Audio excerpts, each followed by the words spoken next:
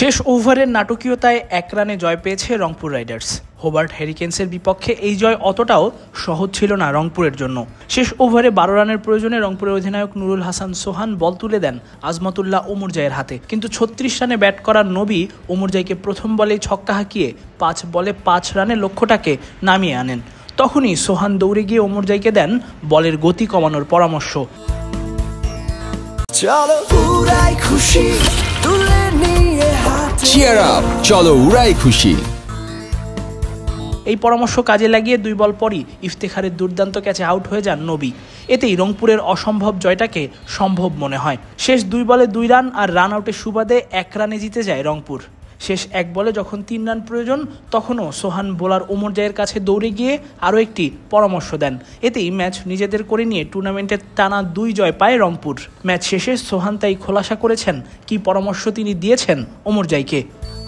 Obviously the wicket is really a little bit tricky, so we are. উইকেটটা বেশ জটিল, তাই আমি আমার বোলারদের বলছিলাম 152 বেশ ভালো রান জয়ের জন্য।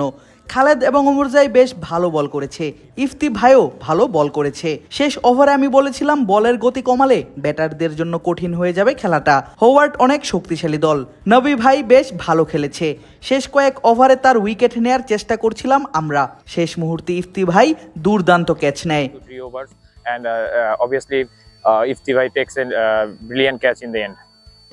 ফাইনালের পথে ইতোমধ্যেই এগিয়ে গেছে রংপুর। টানা 2 জয়ে তারা এখন অবস্থান করছে 5 দলের টুর্নামেন্টে টেবিলের প্রথম স্থানে। যদি কিন্তু নয় শেষ 2 ম্যাচ জিতে তবেই ফাইনাল নিশ্চিত করতে চান সোহান। সঙ্গে 4 উইকেট পেয়ে ম্যাচের সেরা বোলার স্বদেশি খালেদ আহমেদের প্রশংসা করতে ভোলেননি রংপুরের অধিনায়ক।